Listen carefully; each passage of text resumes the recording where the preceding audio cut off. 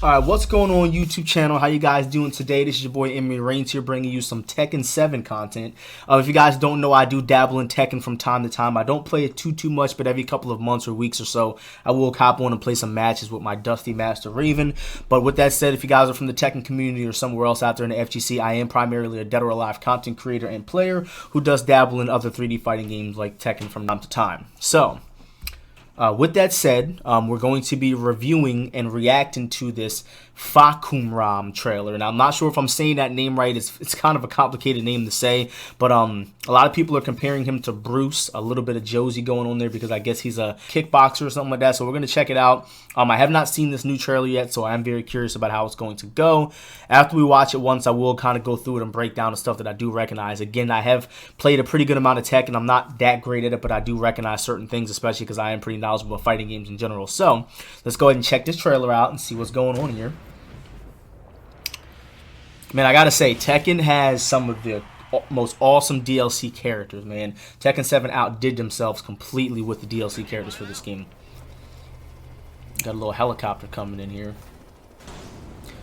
I did see the first trailer, so a lot of this stuff, it kind of makes a little sense, but I did see the first trailer.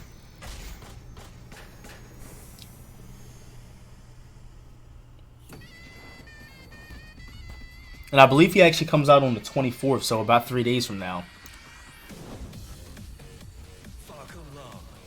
Fahkumram, okay. That's a long-ass name. Ooh. That's a lot of fucking damage. Okay, that was wild just now, what I just saw. That was actually wild as shit. Ooh. Was that a parry? Okay, that was a raise drive. What the fuck? How did he launch him? I mean, I'm gonna assume that was a counter hit launcher. He has 2 raise drives. Okay, I know some characters have 2 raise drives. I know Horong has 2. A couple other characters have 2 raise drives. That's pretty cool.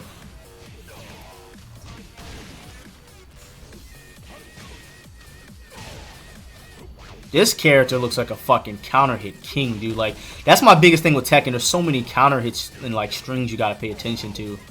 Ooh, nice sidestep. Okay, so I just saw something just now.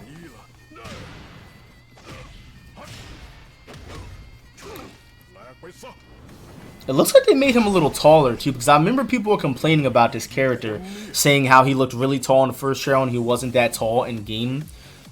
So yeah, the character's coming out. I mean, he looks pretty goddamn awesome, and like, I gotta say, man, you know, it's really awesome to see a male character being introduced into a 3D fighting game as DLC. So he comes out March 24th, so that's 3 days from now. So that's pretty fucking sick. He looks pretty awesome. I definitely want to go through and kind of break this down about what I'm seeing here. Let me go ahead and slow the speed down in normal EmeryReigns fashion for breakdowns. Don't really care too much about him jumping out of this damn helicopter though. I'm going to go ahead and mute this so we can talk about some of the stuff. Again, I am in no means a Tekken expert, but I do recognize certain things. I've watched a lot of it. I played a pretty good amount of it over the years, so we'll go ahead and see if we can kind of analyze some of this stuff here. So I don't know exactly what's unsafe or safe with Brian. I don't really know what this character's punishers are. I'm almost positive that the Jet Upper, or that's not Jet Upper, I think that's Wall Rising 1 or something like that, while standing 1 from Brian. I'm almost positive it's unsafe. I don't know about the pushback on it, but it looks like they're trying to show that this character can punish it. As you can see, Brian's still recovering. Brian is still recovering after he gets done that move on block, the wall standing 1. So he gets a counter hit. I'm not sure if that was a 2-on-1 right there. I'm not sure if that was a 2-on-1, but it looked like it was, and he's getting a full combo off of that. I'm not sure exactly how unsafe wall standing 1 is with Brian, but that is a 30% combo. That's pretty fucking detrimental. So this is very interesting. When I first saw this a couple of seconds ago, I found that very interesting. One, the first thing I want to point out with it is, you know, obviously Tekken, there's a very big emphasis on sidestepping and sidewalking your opponent's attacks. Anyone is going to sidewalk that, or they're going to attempt to at least sidewalk that. That's very slow, especially for Tekken. The only thing is, I'm pretty sure that Fahkumram is going to have some kind of mix-up to stop you from just free-stepping, for sidestepping rather, sidewalking. I'm pretty sure he's going to have something where he doesn't have to finish the string in that fashion. Maybe he can go directly from that mid-kick and go directly into another kick to stop you from sidestepping. However, I don't know if that other follow-up is going to have homing properties, but as you can see, that's very slow. Another cool thing about that is it causes a wall splat, right? But it doesn't do any kind of damage. I think maybe if it did damage, maybe it'd be a little broken. But then again, it's very slow, so it's going to be stepped. But I don't know what the other mix-ups are to stop people from stepping. Then again, you can also just cancel that regular mid-kick, it looks like, and do whatever you want afterwards to apply pressure on block. But as you can see, it causes a wall splat guaranteed. Like, that's a guaranteed wall splat right there. If that connects on block in the corner, it looks like. It doesn't do any damage. However, as you can see, he gets this follow combo. There's probably more you can do, but that was about 10%. Not super crazy damage you can get off of that, and it doesn't really look like the trade-off is really that great, but again, it's going to depend on those mix-ups. So that looks like a Bruce move from Tekken, from the older Tekkens. I could be wrong. His tailspin combos, he didn't even really finish that after the spin. He didn't do his running attack, so I don't know what he could get after that. That was interesting as well. I'm not really sure what kind of parry that is, but as you can see, it triggers a parry kind of like Geese's does. Geese has one that does that. When you hit him, it goes into a little cutscene. It looks like it does the same thing here. Maybe this is a kick parry. I'm going to assume it is because Horang is a kick character, so they're trying to show that maybe that's a kick parry. How much damage did that do, though? Okay, a nice 15% damage. So he gets that hard knockdown into his rage drive. And what's cool about that is, first of all, look at the damage on that. That is huge damage, and plus I'm almost positive, as you can see, it goes up and it comes down like that. I'm pretty sure that's going to cause a floor break, which can even lead to even more combos. So this could potentially do over 50% if he gets that on that temple stage with the broken floors. That'd be fucking crazy. Also, the stage that he has is a broken floor stage, so that's even going to work for him even better. Okay, so that, I don't get that. I don't get what just happened just now. Okay, so you can see Steve kind of fall back, and it kind of causes like,